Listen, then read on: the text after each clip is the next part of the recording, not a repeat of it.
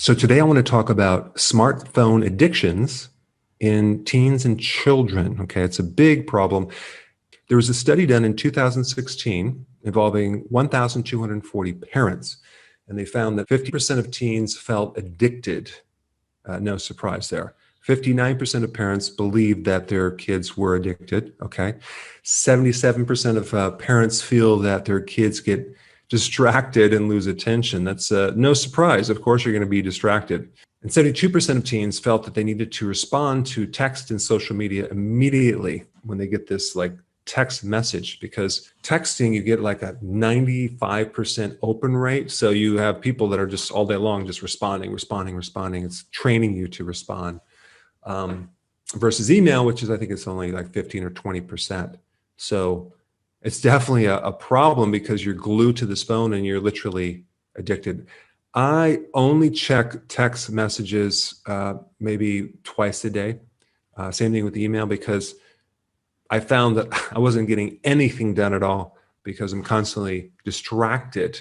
And when you think about multitasking, you think you're getting more stuff done. You're not. Your power is in your attention. So you really want to do what you're doing when you're doing it and not doing something else by doing this thing over here. 78% of teens check their devices at least hourly. I think it's a lot more frequent than that. Smartphone addictions are similar to drug addictions in that they do influence the size and shape of certain parts of the brain, specifically in the gray matter, the insula, and the temporal cortex, which is involved with emotion, speech, hearing, sight, memory, and self-control. They also found that there's more anxiety without your phone. And I think a lot of people, if they lose their phone or they forget their phone, they freak out because it's their lifeline. We depend on that phone. The problem is just the obsessive use of this phone and what it can do to your body, which we're going to cover in a minute.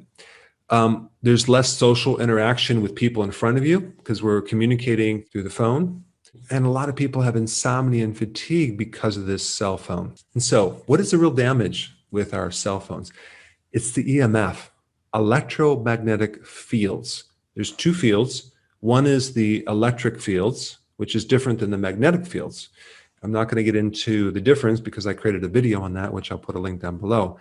But I found when I measured my house with an EMF meter by my bed, there was a massive magnetic field because of the wiring in the back of the wall, which I had to hire an electrician to redo because I was literally being bathed in a sea of magnetic fields. And it was massively affecting my sleep cycle. So I fixed that, bam, sleep like a baby now. All right, so EMF affects the brain and it affects the heart mainly, but it affects other parts as well. It can even affect fertility. So if you put your cell phone in your pocket next to the gonads, you're literally sending microwaves into that area. Also, the blue light from the devices, not just your cell phone, but other devices, affects melatonin. So that's going to affect your sleep. So the main thing is damage control. How can we reduce the effect of EMFs in our body? Number one, avoid contact with your brain. Do not hold your cell phone up to your head. Also, if you have those earbuds or you have some type of earphones that go right into your brain, there's a very specific type you need to get. I think it's called earbuds or something, where there's a space between your brain and the wire. So you're not driving this current or these fields right into your brain, which is not good. Use a speaker on your phone, but keep it away from your head. Very important. And really interesting, when I was in practice, I did a series of talks to the Natural Science Institute.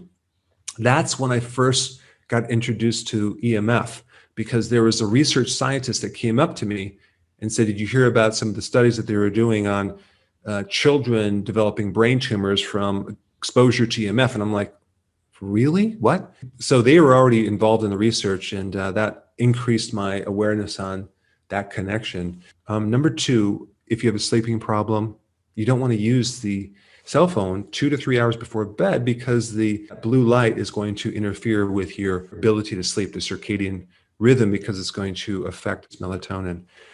And the next thing is that get an EMF protection case, especially if you're carrying in your pocket you want to limit the amount of exposure that you have to EMF by having this, this case that can help at least reduce the exposure.